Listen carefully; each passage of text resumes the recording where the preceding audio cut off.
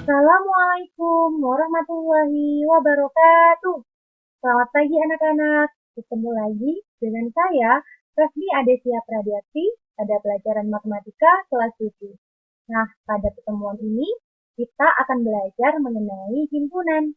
Nah, dalam himpunan ini terdapat beberapa submateri di dalamnya, yaitu konsep himpunan, sifat-sifat himpunan, dan operasi pada himpunan. Namun, dalam video ini kita akan belajar mengenai konsep himpunan. Lalu, apa saja sih uraian materi pembelajaran yang terdapat pada video ini? Yang pertama ada definisi himpunan, anggota dan bukan anggota himpunan, contoh dan bukan contoh dari himpunan, himpunan semesta dan himpunan kosong dari suatu himpunan, serta cara penyajian himpunan. Nah, apa sih yang akan kita pelajari? Sesuai dengan kompetensi dasar, yaitu menjelaskan himpunan, himpunan bagian, himpunan semesta, himpunan kosong, komplement himpunan, dan melakukan operasi biner pada dua himpunan menggunakan masalah kontekstual. Selanjutnya, indikator dalam pertemuan ini yaitu memahami konsep himpunan. Setelah mengikuti proses pembelajaran pada pertemuan ini, kalian diharapkan mampu menyebutkan definisi himpunan dengan tepat, menentukan anggota dan bukan anggota himpunan dengan tepat, membuat contoh dan bukan contoh dari himpunan dengan benar, menentukan himpunan semesta dan himpunan kosong dari suatu himpunan dengan tepat, serta yang terakhir adalah menyajikan himpunan dengan berbagai cara penyajian himpunan dengan tepat.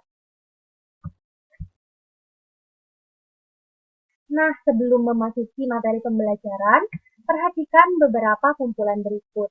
Nah, di situ ada beberapa angka, sehingga dapat kita simpulkan itu merupakan kumpulan angka.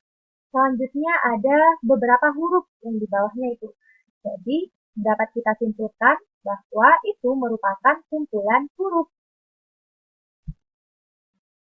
Lalu, apa sih himpunan itu? Mungkin kalian sudah pernah mendengar kata himpunan.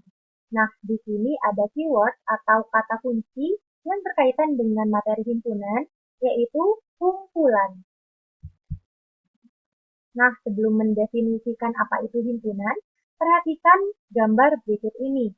Di sini ada gambar kuda, rusa, kelinci, kambing, berapa. Nah, selanjutnya ada gambar anak yang akan berangkat sekolah yaitu Bimo, Bobby, dan Delva. Apa sih yang kalian pikirkan setelah melihat gambar tersebut? Apakah kalian bisa menemukan karakteristik yang sama dari dua gambar di atas? Kita coba dari gambar yang pertama terlebih dahulu.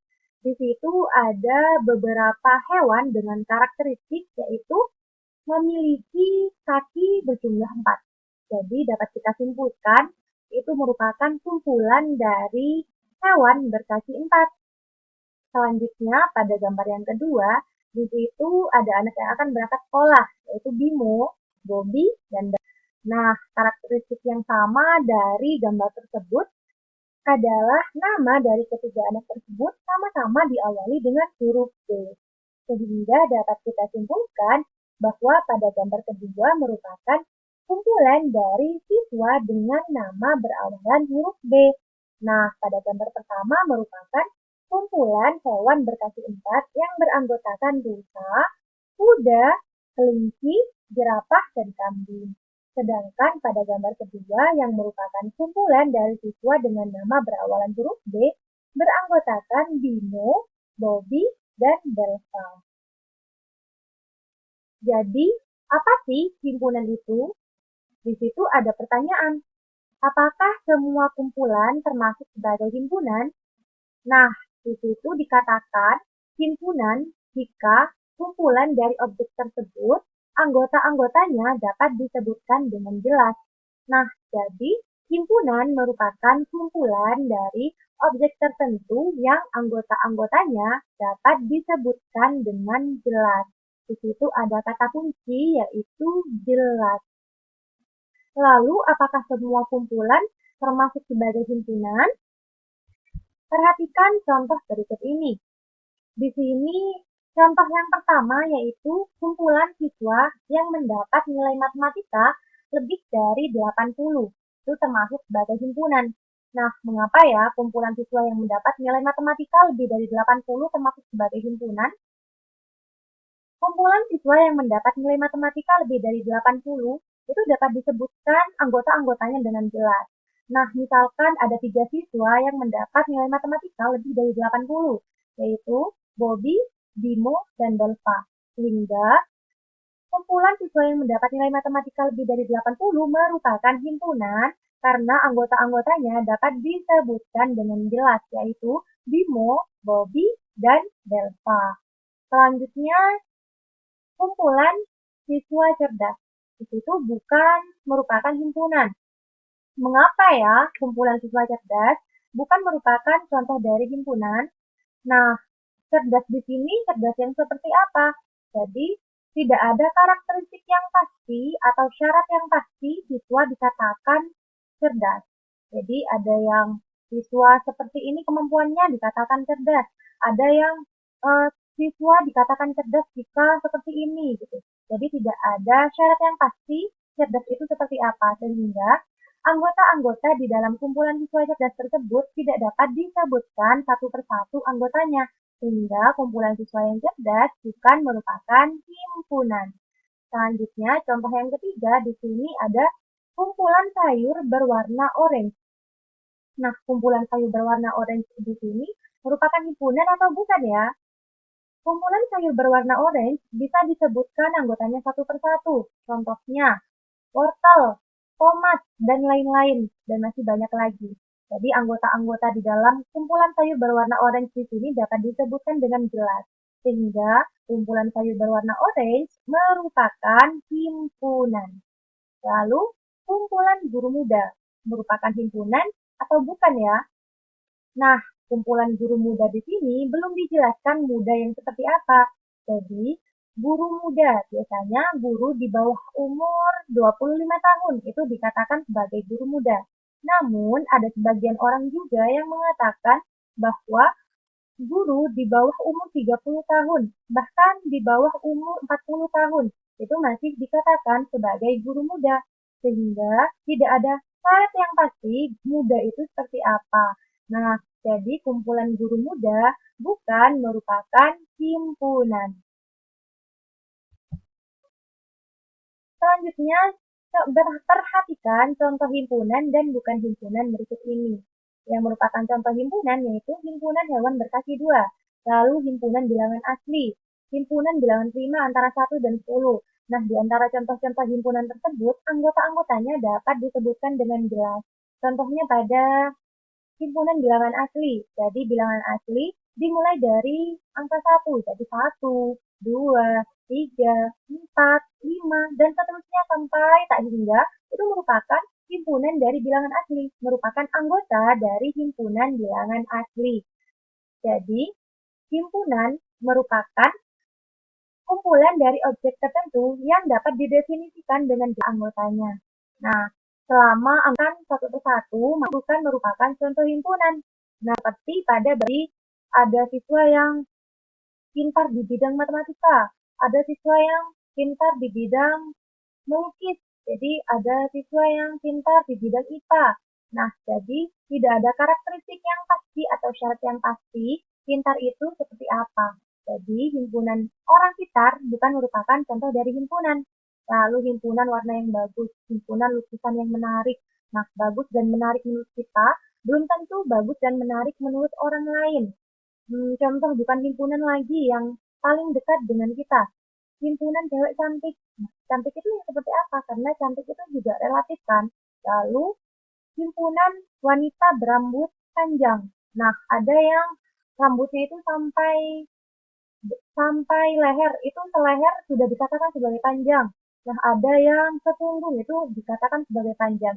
Jadi tidak ada syarat yang pasti atau belum jelas anggota-anggotanya, sehingga eh, anggota-anggota yang tidak jelas tersebut bukan merupakan contoh dari himpunan.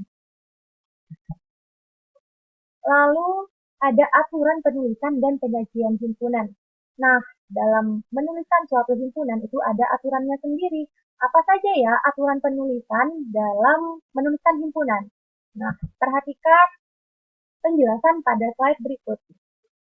Di sini ada aturan penulisan himpunan. Yang pertama, penamaan sebuah himpunan dilambangkan dengan huruf kapital. Ingat ya, dilambangkan dengan huruf kapital. Contohnya, A, B, himpunan B, himpunan C, dan seterusnya sampai himpunan Z, begitu. Jadi harus dilambangkan dengan huruf kapital.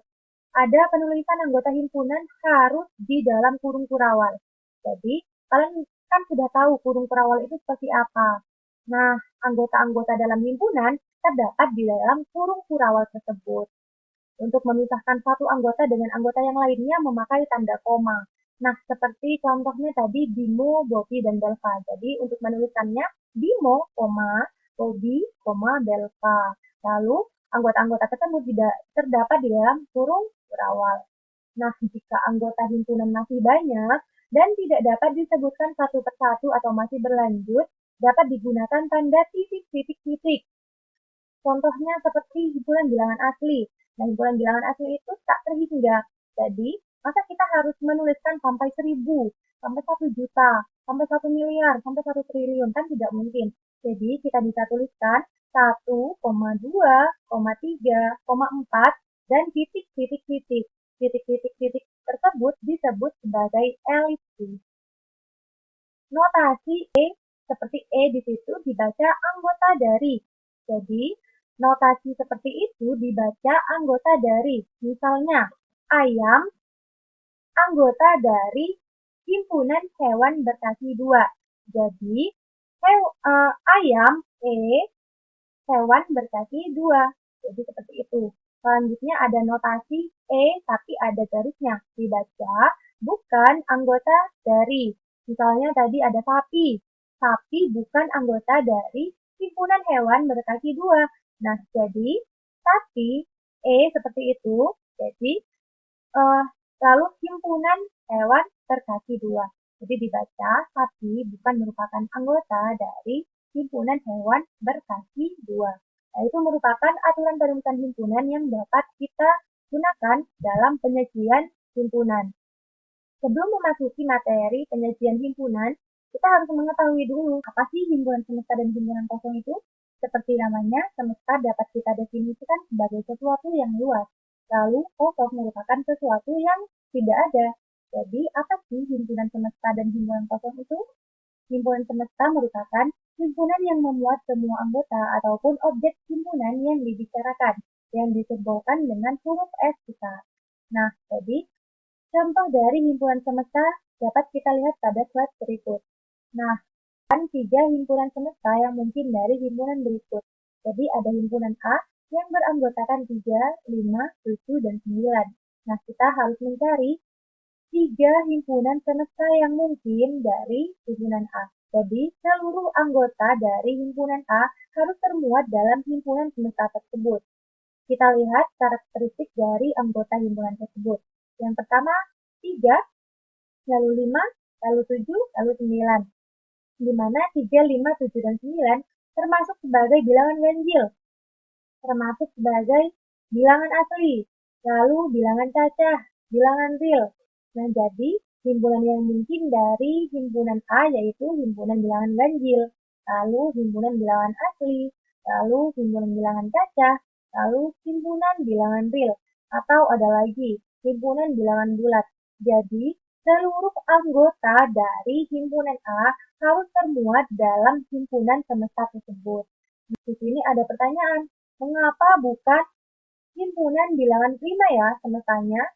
Nah, kita bisa lihat dari anggota-anggota pada himpunan A. Pada anggota himpunan A terdapat angka 9, di mana 9 merupakan angka dengan faktor yaitu 9, 1, dan 3.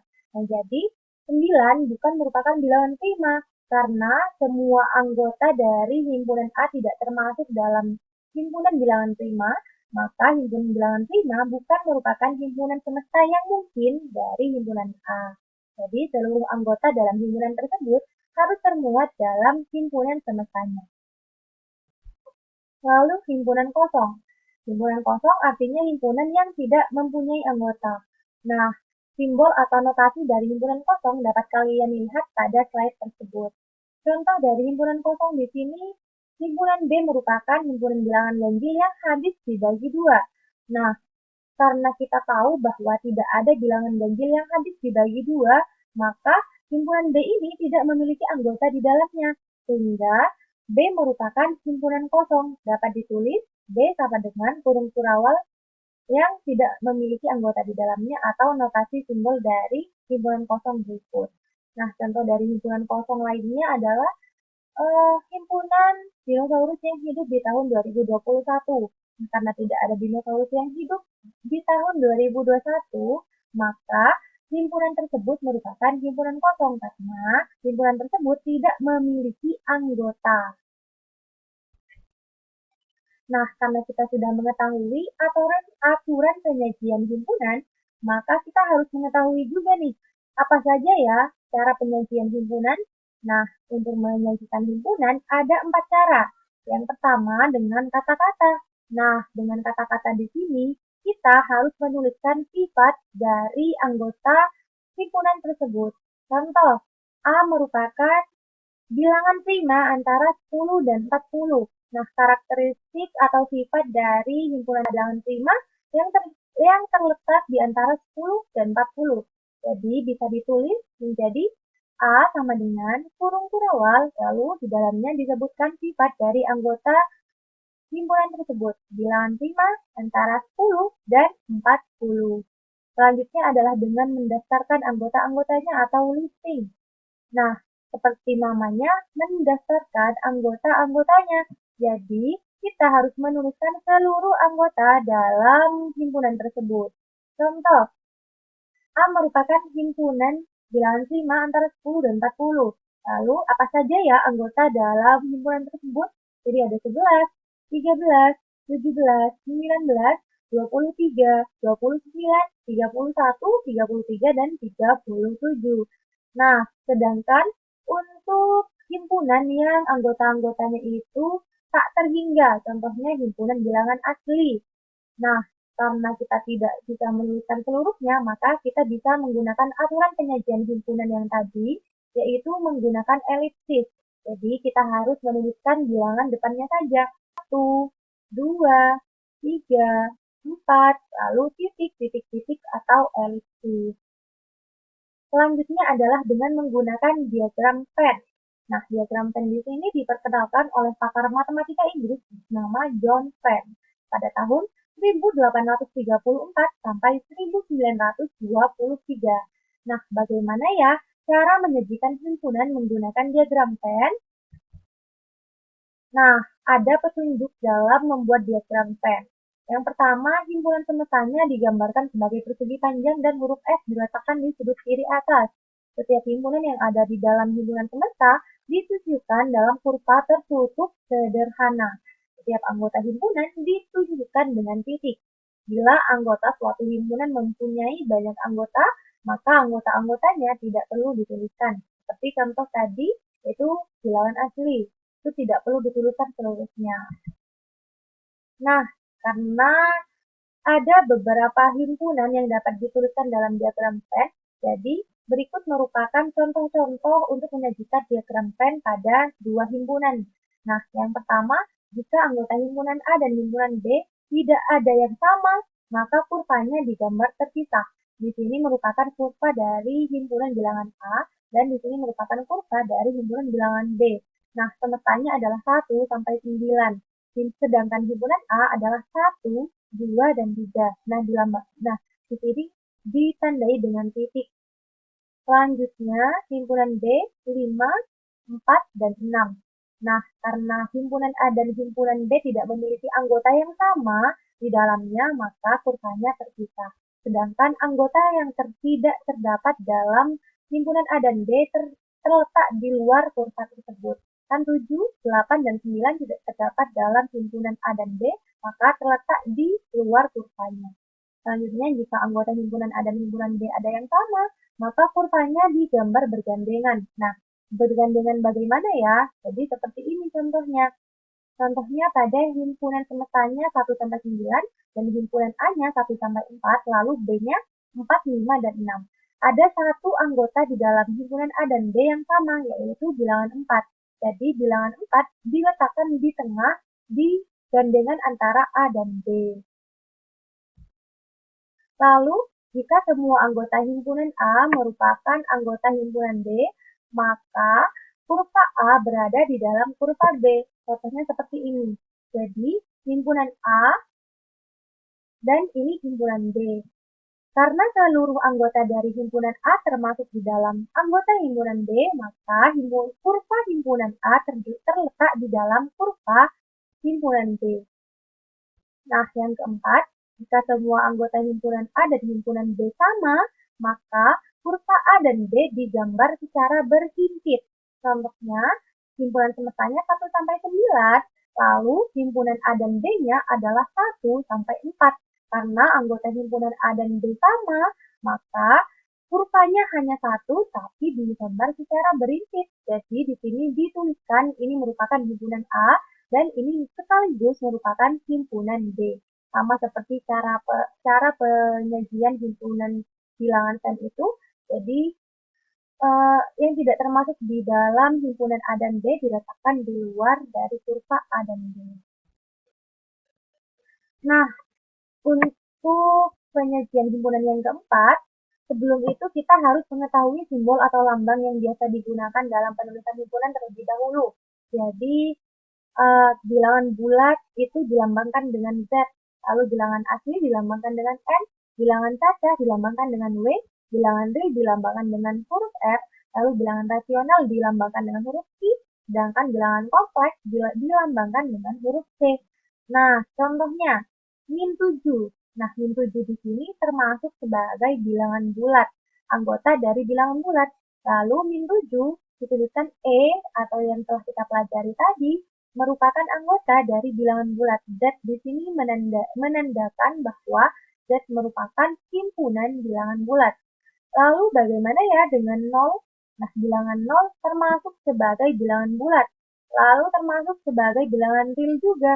Nah, maka 0 E atau elemen dari atau anggota dari R atau Z. Seperti itu. Untuk apa sih simbol atau lambang ini? Nah, simbol atau lambang ini akan kita gunakan dalam penyajian himpunan yang keempat. Nah, penyajian himpunan yang keempat yaitu dengan notasi pembentuk himpunan. Nah, dengan notasi pembentuk himpunan. Apa sih notasi pembentuk himpunan itu? Nah, kita langsung ke contoh saja. Contoh, A merupakan bilangan prima antara 10 dan 40. Seperti contoh tadi. Jadi, anggota himpunan yang terdapat dalam himpunan A dituliskan atau direpresentasikan dengan X. Kita misalkan dengan X. Bisa kita misalkan dengan Y, bisa kita misalkan dengan A, bisa kita misalkan dengan B, dan lain-lain. Lalu, X di sini merupakan bilangan yang terletak di antara 10 dan 40. Jadi, X lebih dari 10 dan X kurang dari 40. Nah, karakteristik lainnya, X merupakan anggota dari bilangan prima. Jadi, cara untuk menuliskan himpunan dengan notasi pembentuk himpunan adalah seperti ini. Lalu, misalkan ada bilangan 11. Nah, mengapa ya bilangan 11 ini merupakan anggota dari himpunan A? Karena 11 ini merupakan bilangan yang terletak di antara 10 dan 40 dan 11 juga merupakan anggota dari bilangan prima. Jadi 11 memenuhi karakteristik dari himpunan A. Seperti itu. Lalu bagaimana ya dengan himpunan B adalah himpunan bilangan ganjil? Nah, kita tahu bahwa untuk merepresentasikan bilangan ganjil, kita bisa menuliskannya dengan 2 dikalikan N ditambah dengan 1. Nah, N di sini merupakan bilangan bulat. Nah, kita bisa menuliskan dari himpunan B ini seperti ini. B sama dengan, kita representasikan anggota dari himpunan B dengan X, di mana X sama dengan 2 kali N plus 1. Nah, N ini yang seperti apa ya? N itu sama dengan X, karena N merupakan anggota dari bilangan bulat, dan X juga merupakan anggota dari bilangan bulat. Lalu di sini ada pertanyaan, mengapa ya 7 merupakan anggota dari B? Karena 7 ini merupakan anggota dari bilangan ganjil. Bukan seperti itu.